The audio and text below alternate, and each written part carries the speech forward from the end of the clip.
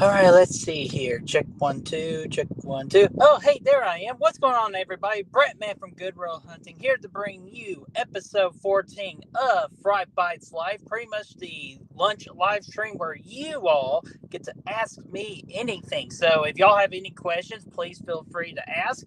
I'm just hanging out on my break, and while I'm on my break too, around like the middle portion of this stream, I would say probably around, let's say, 2:20. I will dive into a spoiler review on Halloween Aftermath, which is a Halloween fan film directed by James Grimm. So we will tackle that around 2:20ish. But I will give the clear indicator on when that spoiler review will be, just in case if anybody, or just in case if not everybody's gotten the chance to see it. It should be in the description down below, the link to that fan film if you are interested in checking it out. Without saying too much, I think you should. So without that, let's say who was all in the chat. Let's see here. Let me pull up this just because it's Ashton. Ashton, what's going on there, man? Saying, hey, friends, don't forget to slash that like button, subscribe, and share the stream. Absolutely. It takes less than 10 seconds to do all three of those, and it'd be greatly appreciated. So this channel can be the best that it can be, especially when we move into the new era of Goodwill Hunting in November. Chester, what's going on? How are you doing, man? Hopefully all's going well with you. We got Lamantra. What's going on there, Lamantra? How are you doing? Let's see here. Y'all talking football amongst yourself. We got Killian from Kill the Credits. How are you doing, Killian? Hopefully all is, or sorry, man, it's been a week already. Keelan, so I apologize. Keelan, how are you doing, man? And hopefully you got to that 200 subscribers. And if not, Ashton, if you do me a favor and share Kill the Creds' YouTube link, because we need to get him to 200 subscribers. So let's make that a goal. And you know us with Goodwill Hunting in our community, we love achieving goals.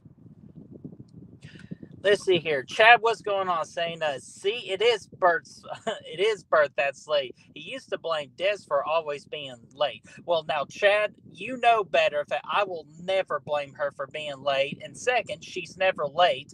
I'm not late either. It's just I have to clock out exactly at 2 o'clock to let my work know exactly when I'll be out of the office. So I can't just necessarily clock out at 1:55 and then walk to my car and start it right at 2. So, Chad, watch yourself.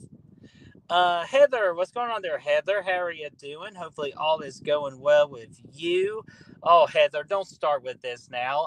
I got a poll in the chat right now saying, does pineapple go on pizza? Because from last week, I promised to kind of do more of these little polls and to get down to the nitty gritty with some of these lifelong questions. So Heather does say here, team pineapple on pizza. I highly disagree, Heather, but you know what? I love you, so there you go. Chester says, hell no. So there we go. I'm on the kind of like the fence of hell no myself. Let's see here. We got Miss Erica Lauren. What's going on there? How are you doing? Saying, yes, pineapple on pizza. Oh, man. I am not liking where this poll's going to go towards the end. Gene Whitcomb. What's going on there, Gene? How are you doing? Hopefully all is going well with you. Keelan says, all good. Thanks for the shout out. I'm at 195 subscribers. Well, chat, let's accomplish the goal. Let's get to 200 by the end of this stream. Pineapple on pizza is very popular here in California. Well, chat, it's California, so I'm not very surprised at that at all. I bet California were the ones that invented pineapple on pizza. Shame on them. So let's see here. All right, Ashton, thank you for sharing that link.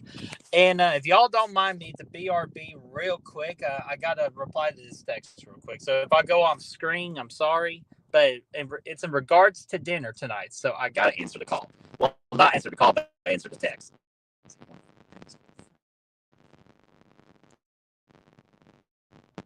If my phone will work with me.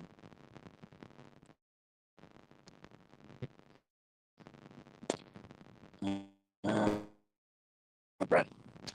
See if I get to come back here. Hey, there I am. So sorry about that. I promise I'll be the last time I do that during this particular stream.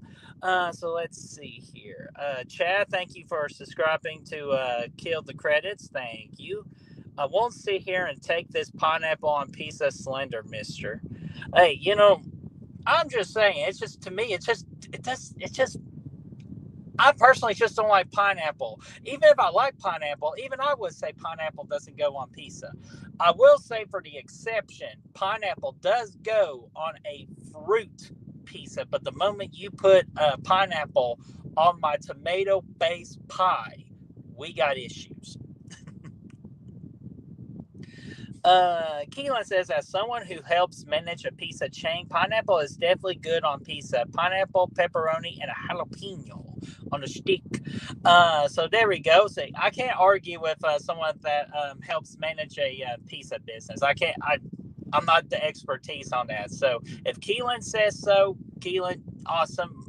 But that's, again, for me, in my opinion, my beliefs on pizza, I say no to pineapple.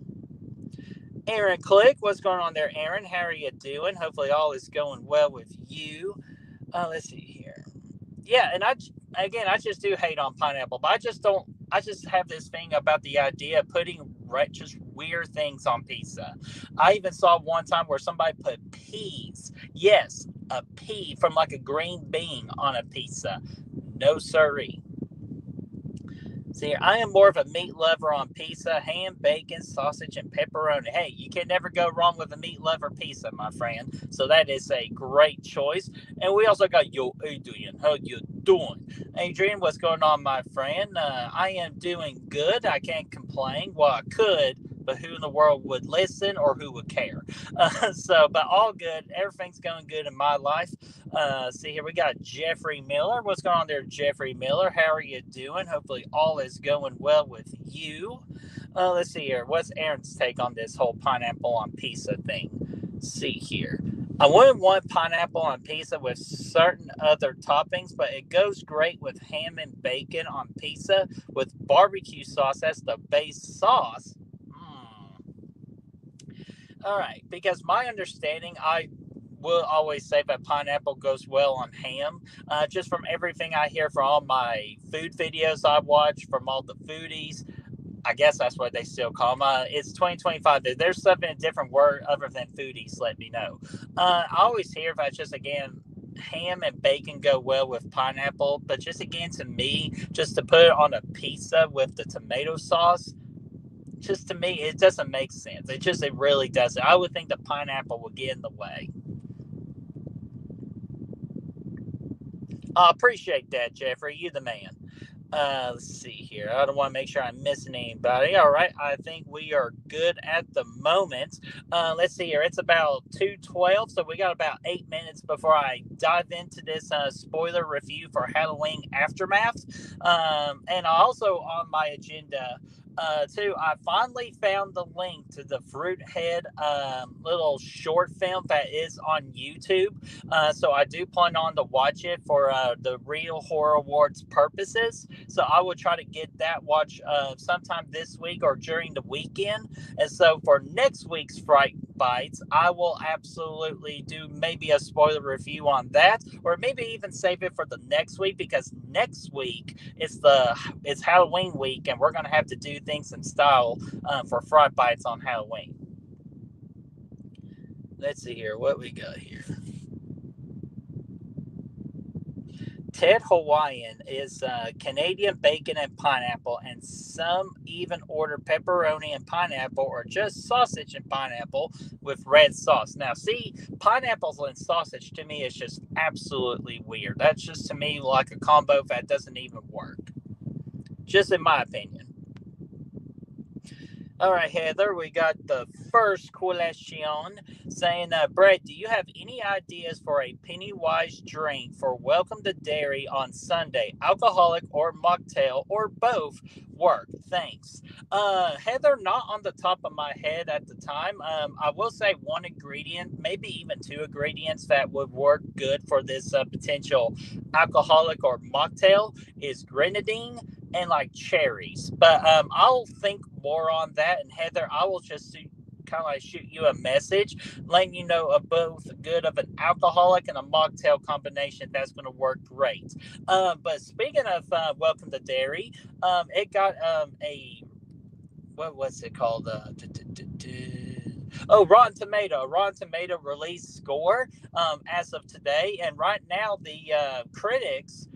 Wait, no, yeah, sorry, the critics. Yeah, the critics so far are giving it a 92%, and to me, that's sounds like a little too high for the fact that I believe this one's still going to use some CGI and all. That's part of my problem with the 2017 and the 2019 It films is the over usage of CGI, and I feel like that's where it's getting ready to go again. So we'll see if the 92% from the critics is a little bit too high of a score. To me, it is, because to me it sets a unnecessary high expectation when it doesn't need to be, when everybody's excited. So we'll give it a chance. I know Welcome to Dairy is going to be released next week, so we will go from there and see what in the world that damn clown is going to do in the town of Derry. And also, too, speaking of releases, The Hand That Rocked the Cradle, the remake with Mika Monroe and Mary Elizabeth Mary Elizabeth Winstead, got released today on Hulu. So if you have a Hulu subscription, that is on Hulu right now. We got Stewie. What's going on there, Stewie? How are you doing? Hopefully all is going well with you. Say pineapple on pizza and anchovies. Ooh, anchovies. I always hear things about anchovies on going with a marinara type sauce, because my brother's really good pasta sauce calls for anchovies. So I'm a little bit, if you could just hide the main thing with anchovies and just let it sink in with all the other flavors, anchovies is not a problem with me. That is true, Chad. Don't knock it until you try it.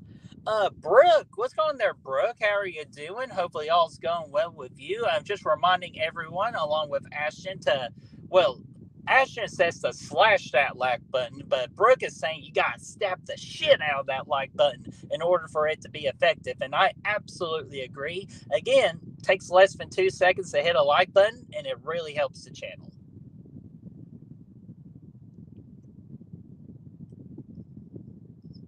All right, so you want red and white aesthetics. Okay, hey, I got a good direction on what your drink is going to be now, so I'll be thinking on that, Heather.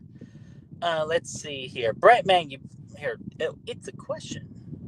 BrettMan, you've probably answered this about 20 times, so sorry if I repeat the question. Well, hey, that's okay. I like to get reminded of things. But what's your favorite 2025 horror movie so far?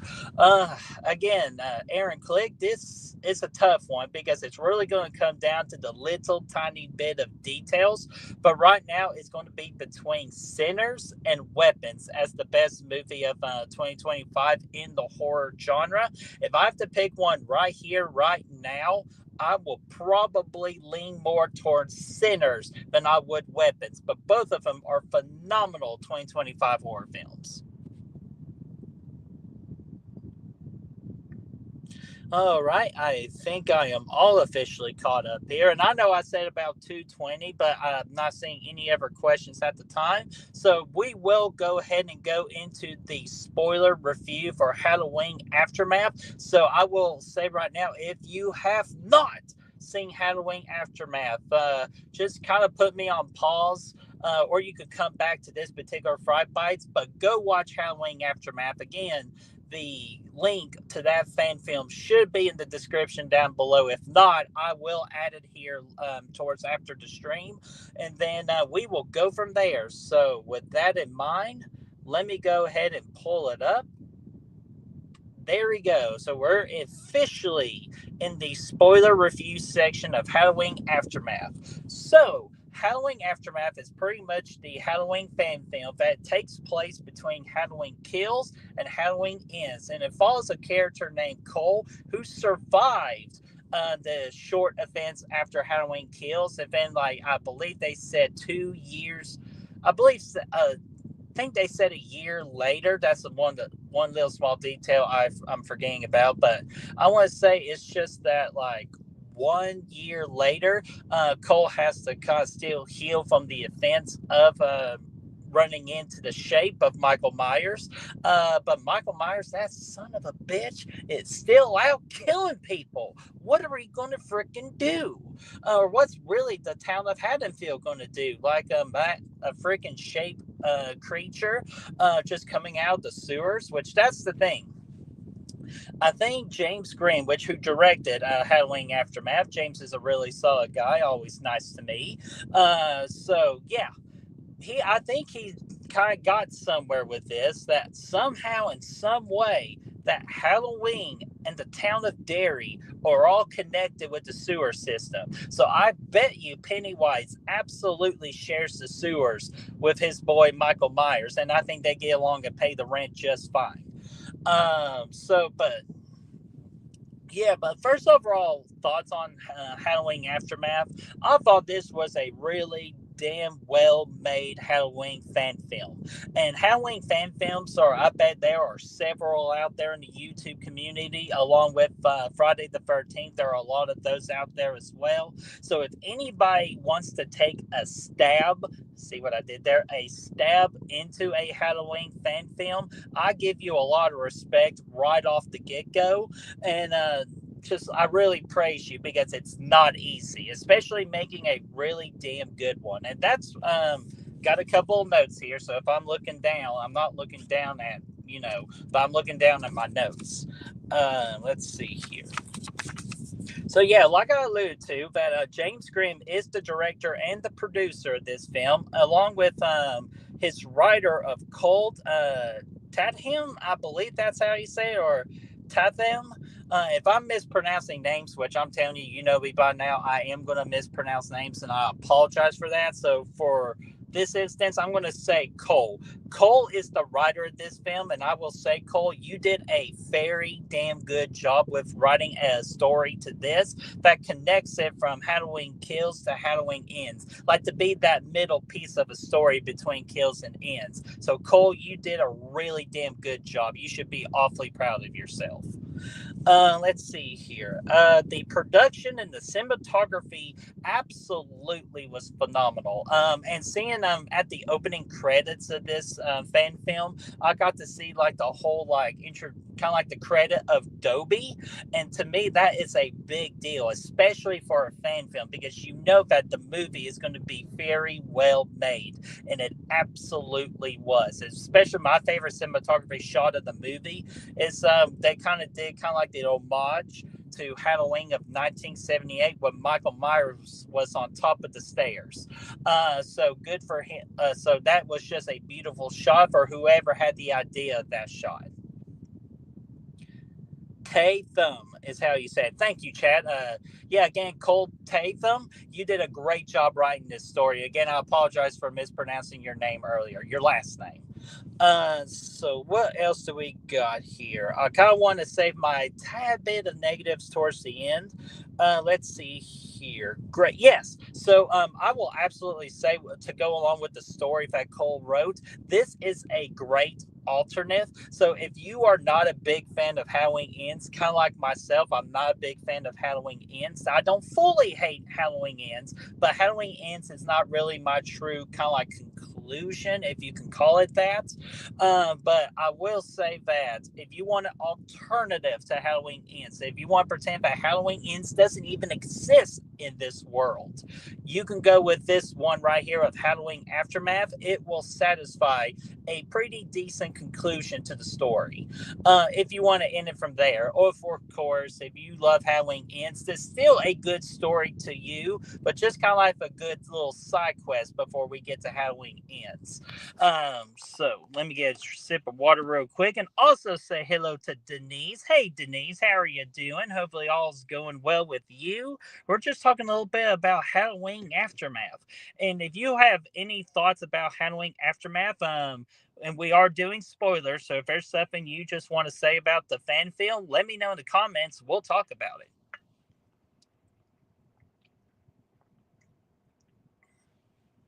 Gotta stay hydrated.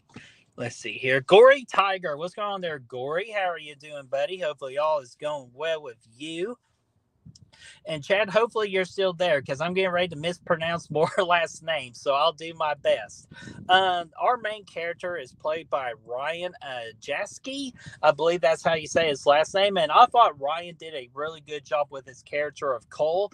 When it's time to sell a serious moment, he really delivers. When he encounters R-shaped Michael Myers, he brings it to the big screen as well. So Cole, you did a really good job. And we have Abby, who plays a little bit of a love interest to the character of Cole, and is played by Summer Martin. And I thought Summer Martin did a really good job playing the Abby character as well. And oh man, the end of this movie with the Abby character, I'll save that here in a couple of minutes. But hot damn, I was like, damn, Michael, if you thought Michael was evil before, you should see him in this film.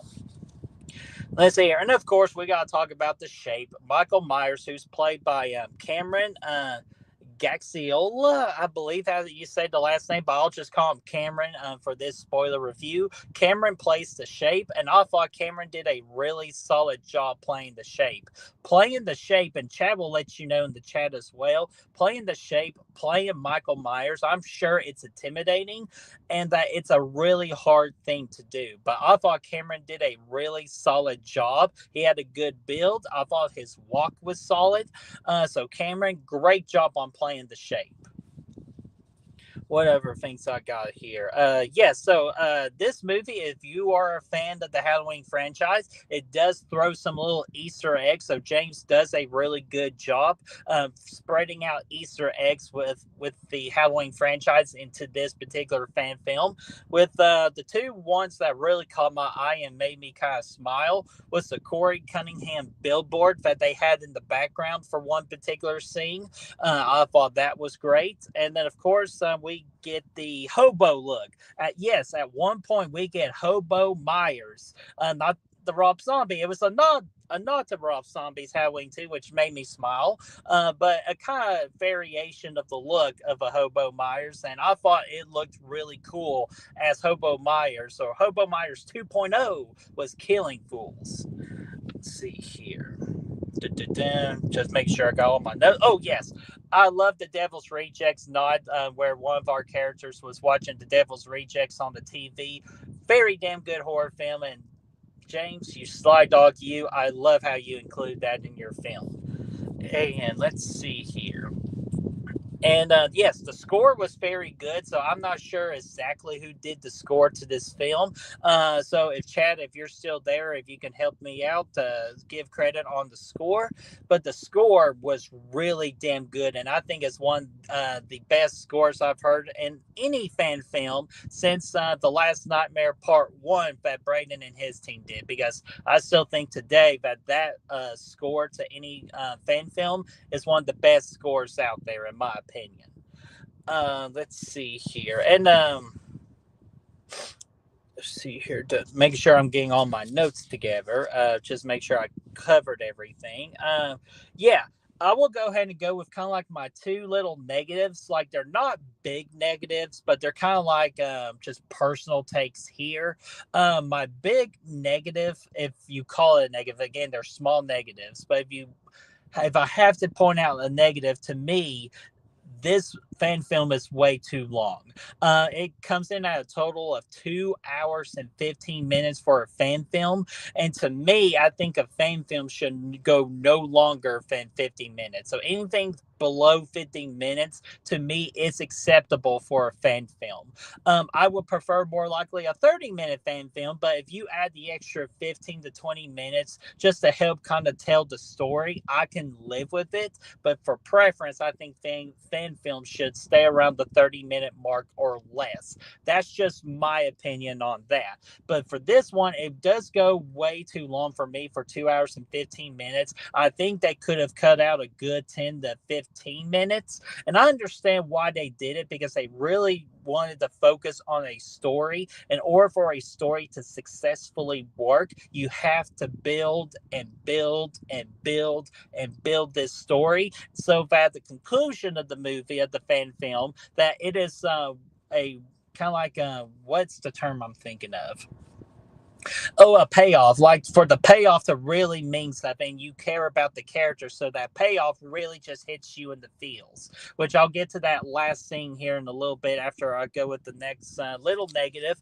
I think at times that the pacing was a little slow, and if you're gonna do a 2 hour and 15 minute movie, you gotta have some nice pacing where I'm just not like looking at the clock.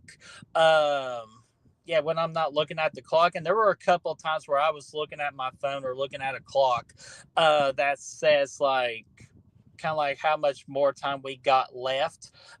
So not necessarily the greatest thing to do, but again, that's okay because I understand why they're doing it because they're building these characters. So if we get a good payoff. Yes, Aaron Click. We are doing a spoiler review on this, and I don't think I've spoiled anything major just yet. So I'm actually about to dive into that because I have some thoughts into that. Do so. Yeah, come back in a couple of minutes because I am almost done with my spoiler review. So I should be done in a couple of minutes. But yeah, those are my tiny little negatives. But yeah, let's go ahead and talk about the big spoiler. So here we go. If you've not seen it, put me on pause, skip me a couple of minutes, or do what Aaron Click is doing. Join me back here in a few.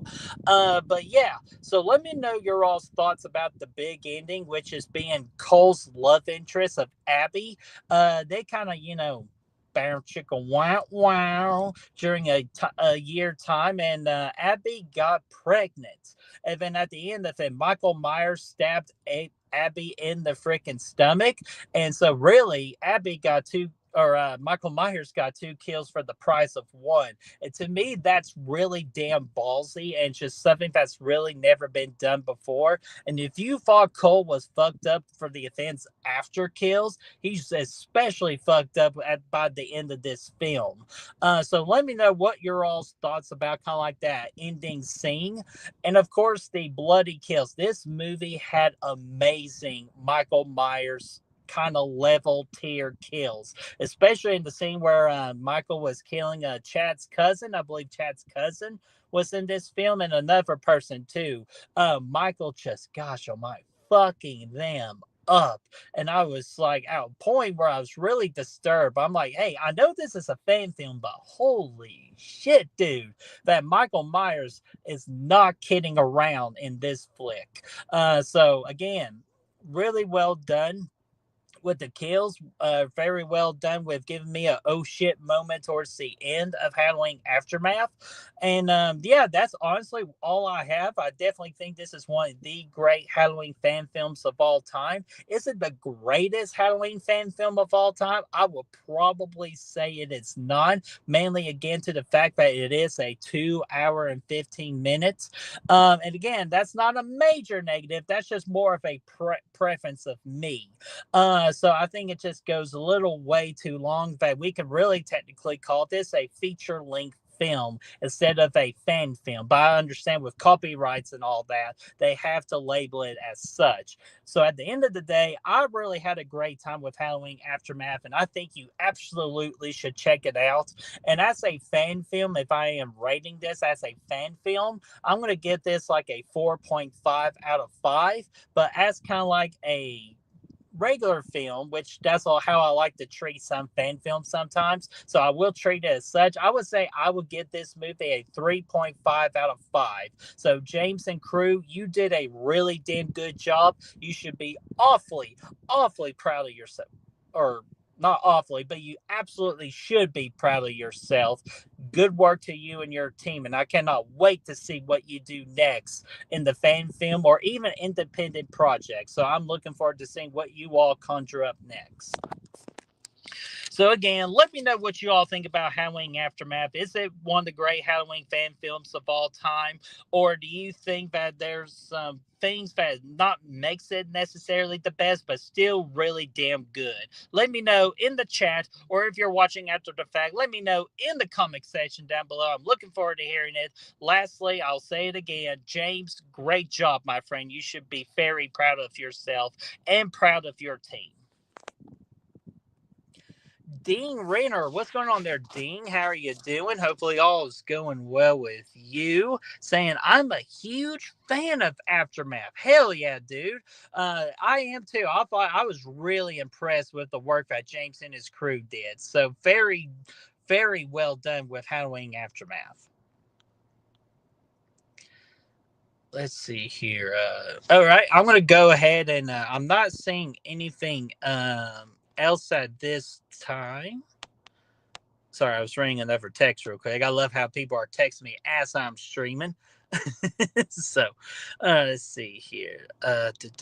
Yeah, let me go ahead and get rid of this background. So we are done with the review. So if anybody comes on in, like if Aaron Click comes back, let's do our best not to spoil the movie, so that everybody could go in on a fresh watch. If we can try to do that, please. Ashton, you're in the chat as a wrenchman, so you know what to do if anybody gets out of line, which is hardly, rarely ever happens on this channel, and that's what makes you all awesome. There we go, Aaron. So, Aaron, we're done with the spoiler, so we're good. You're good. I'm having Ashton kind of monitor the chat. If a spoiler comes up, he won't kick them, but he'll just hide the comments so we can help you, so you, Aaron, can enjoy your experience with Halloween Aftermath. All right, let's go to Chester's question here. What is your favorite character in a Halloween movie besides Michael, Laurie, and Loomis?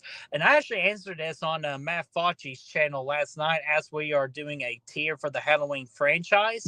I would say my favorite character, if we're not counting all those characters that you're mentioning, Chester, my original answer was going to be Allison from Halloween 2018, but with how Kills and Ends kind of treated her character like absolute garbage and just to ruin a good upcoming character, I'm probably going to go with Rachel from Halloween 4, just to have her begin the movie with her just not wanting anything to do with her adopted sister and want to do things on her own, being selfish, like pretty much every teenager feels during that time frame. But at the end of the movie, Rachel just evolves and becomes a better sister to Jamie Lloyd, and just to be a better adult. Like she enters that adulthood after coming across a confrontation with our boy Michael Myers. So I would say Rachel from Halloween 4 is my favorite character if you're not counting those big three.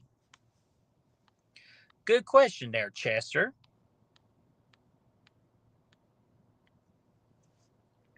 It is a tie between Rachel and Annie from Rob Zombie's Halloween 1 and 2 for me. And Ashton, that is a great pick as well. I thought Danielle Harris did a phenomenal job playing the Annie character.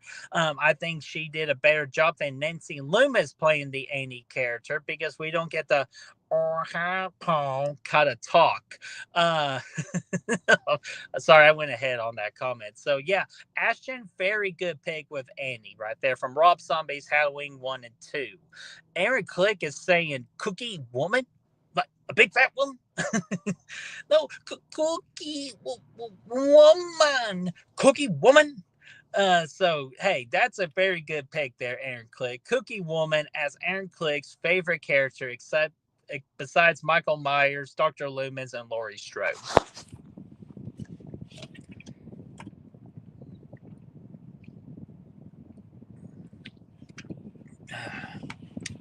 There we go. So let's see here. I'm not seeing anything at this time. So again, guys, if y'all have any questions, you get to ask me anything except for our two big rules, which if you know Goodwill Hunting right now, you know what the two big rules are. So again, ask me anything. It doesn't have to be horror related, which I can go horror related all day. But I could talk about food. I could talk about sports, like just anything you all want to ask. Is anyone picking the bumbling cops from Halloween 5? Now, Dean, we do not acknowledge those assholes in the wannabe Bulk and Skulls, because their theme song really absolutely steals the Bulk and Skull theme from the Mighty Morphin Power Rangers. So screw those officers, especially those two in particular with Halloween 5. They can absolutely get fucked. My favorite character for me. Chester saying my favorite character for me, it would be Brackett for Rob Zombie's Halloween 1 and 2. Brad Dourif bet does great. Better than Cypher's Brackett from the original Halloween 1 and 2. And technically, you gotta count Halloween Kills because that character was in Halloween Kills with Cypher's there. So there you go, Chester. I like that pick as well. Brad Dourif proved to me, especially in Rob Zombie's Halloween 2, that he's more than Chucky. He's more than Child's Play. He is a really good actor. Let's see here. Brady. Brady boy. That's what freaking Chris from Goodwill says. Brady boy. Are you seeing Shelby Oaks this week? Yes, I am, Dean. I am seeing that on Friday. I'm going to see that on Friday morning. If they have Friday night, I'm taking my aunt to a Mystery Mansion, which is a Halloween haunted house attraction.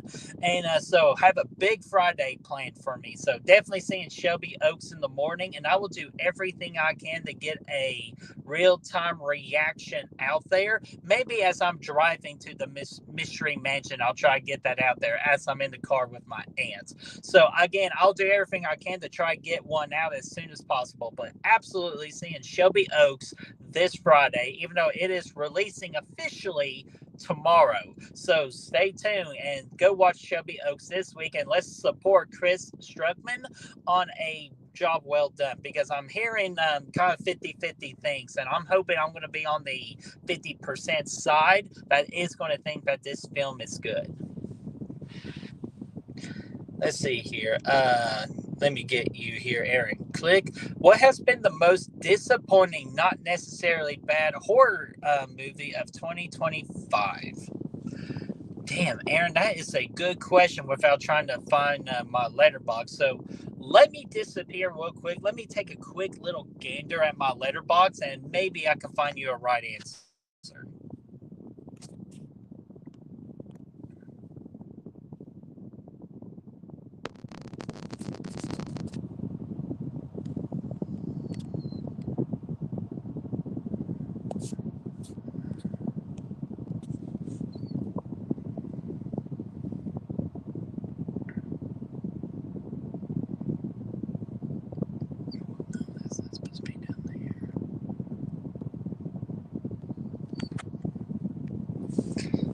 All right, I'm back. Sorry about that. I had to look at my letterbox. So I got two movies for you, Aaron, that I would say that they're not necessarily the worst horror movies of 2025, but they're really disappointing, kind of like what you were alluding to. I actually have three. The first one is Him, because I'm a big football fan. So if you combine my two loves together of football and the horror genre, I'm going to have high expectations for that movie, especially with Jordan Peele's production company is behind it as well for Monkey Paw. Definitely had a lot of my eyes on this movie. And just unfortunately, it had an interesting concept and it was doing very well, but then it kind of, to me, it lost the point of the story and it just kind of went off the rails. And the very last scene of the movie, just to me, did not land very well. I think it was just like a last ditch effort to try to wow us, and it did wow me, but it was like, wow, or like, wow, that's bad. So that's Him is the first one. The second one for me is going to be Death of a Unicorn, because I thought with Paul Rudd and Jenna Ortega, I thought it was going to be more to it than that, which again, thought it was just a fine movie, just only a one-time watch, but other than that though, it's just okay. And I really wanted more from this movie, especially with Jenna Ortega and Paul Rudd being in it. So I was just expecting more and it didn't deliver me more. Oh, and I did have one more. Oh, yeah. The other one was Wolfman. To me, with Lee Winnell, because after what he did with The Invisible Man in 2020, it was absolutely incredible. The Invisible Man was. So I was so stoked that he was tackling on all of these Universal monster films, but making it more modern. So seeing the Wolfman, very excited. But unfortunately, it just did not deliver. And we were back to the curses of January, for January not being the necessarily great month for a horror movie release. So again, was disappointed with the Wolfman. One scene intrigued me enough where, hey, that's a nice inclusion to the werewolf character or to the monster itself. But other than that, just thought the movie was okay. So good question there, Aaron. Let's see here. Heather, let me start your question. I just don't want to lose track of the chat.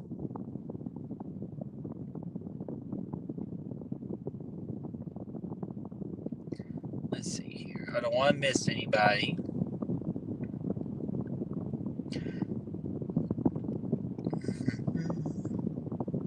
Okay, nope. I think we're good. So let me go ahead and get to this next question here from Heather. Saying question, do you think Seth Rollins is really injured this time? I have a feeling he is not, and is going to screw over CM Punk again at Saturday night's main event, which I won't be mad about.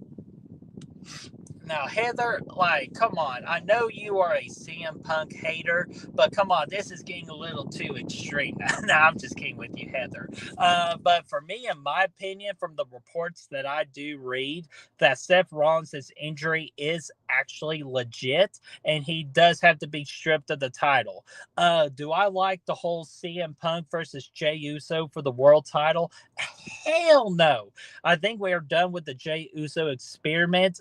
It failed. Like, it's a great visual for the audience and the chanting and the the yeeting and all that. But when it comes to his mic work, his storytelling, and his in-ring work, I just don't think it lands. So we had our run, put Jey Uso back with his brother in the tag team division. We gave it a good try.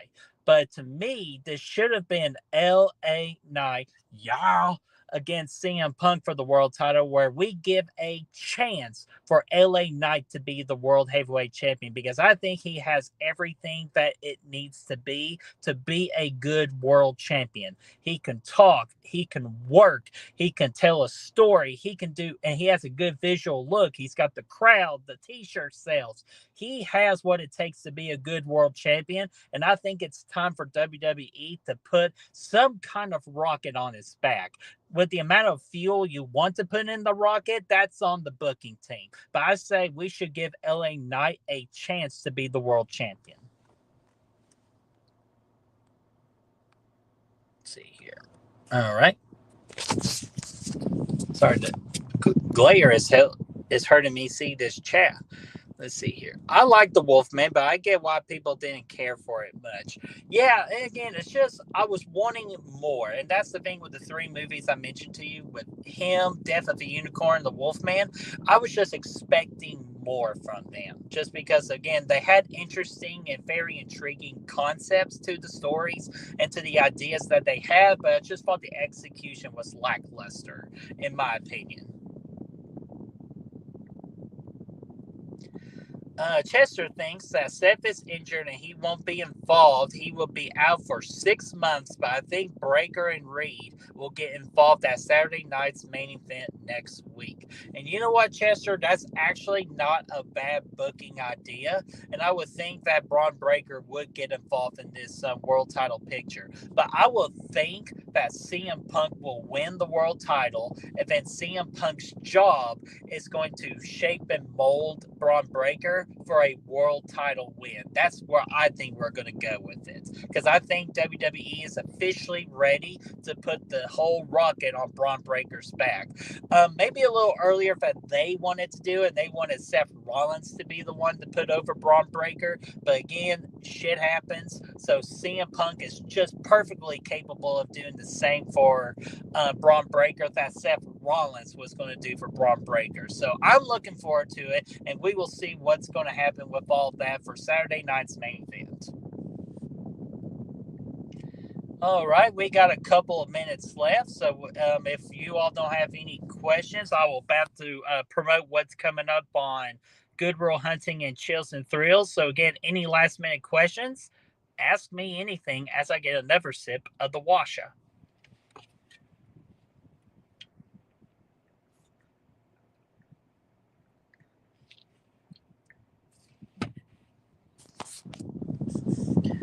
All right, let me check the poll real quick.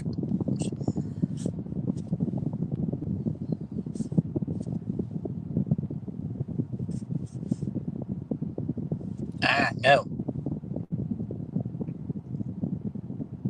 Damn, 81%. All right, I'm back. Sorry about that. I had to check the poll. I am very, very disappointed with the poll.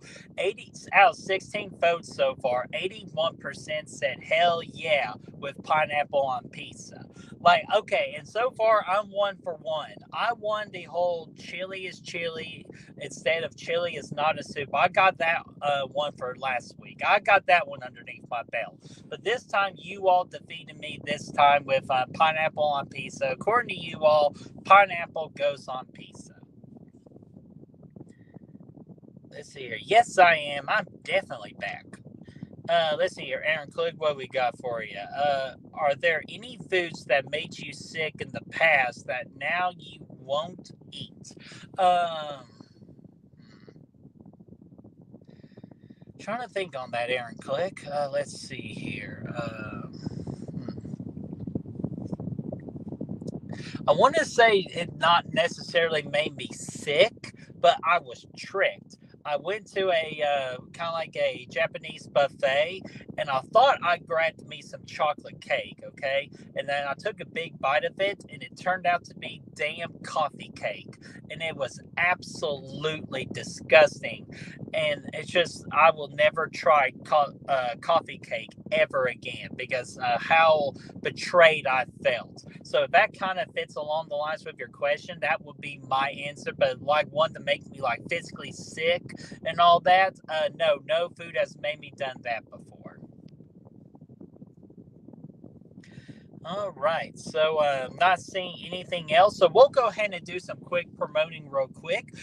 What's coming up on Good Girl Hunting? Well, tomorrow night at 8 o'clock Eastern Time, it's Horror Trivia Night. We are bringing back Horror Trivia Night, where very pretty much I'm going to be the moderator. I'm going to bring competitors on, which right now the competitors are Brad, Chris, Matt Fauci, Destiny, Braden, and Chad will all be live with us tomorrow night on Good Real Hunting, 8 o'clock Eastern Time, where the horror trivia, kind of like the theme for it, is going to be them guessing the release year. So, for example, this is just for an example. Scream, the original Scream, they're going to have to guess what year the original Scream came out. I'll let see somebody in the chat answer that question. So, what year did Scream get released?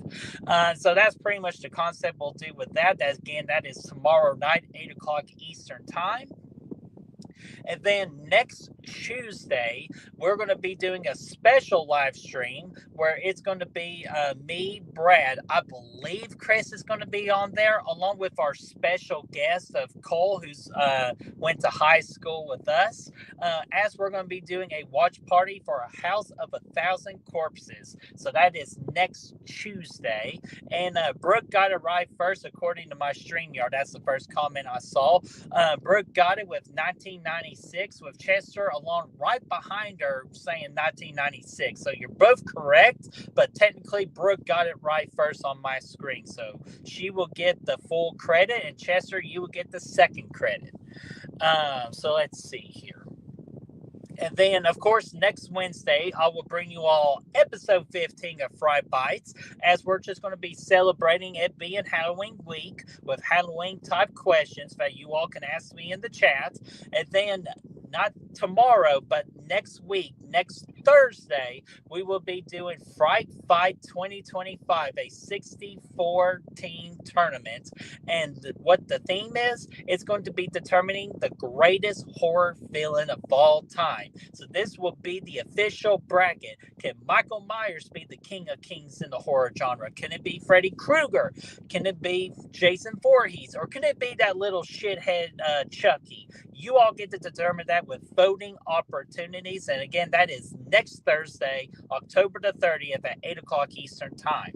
And then for Chills and Thrills, we are going to be ending Frighttober this coming Sunday. So nothing on Saturday because I will be out of town on Saturday. But on Sunday at 8 o'clock Eastern Time, me and my special guests of Kaylee and Robbie from That Horror Couple, we will be watching Trick or Treat and seeing which people follow the rules on Halloween or which ones don't follow the rules, and Sam has to pay them a visit. So that is this Sunday at 8 o'clock Eastern Time. If you look on all the Chills and Thrills socials, that poll is available for you to vote. Or if you want to be like Ashton earlier and lay a comment, I do gather up the comments and I share them on the stream. So lots of great content coming up. Horror, what's going on? How are you doing? Hopefully all's going well with you, Em. We're just about to close out, but I appreciate you just coming in here, just giving us one quick hello.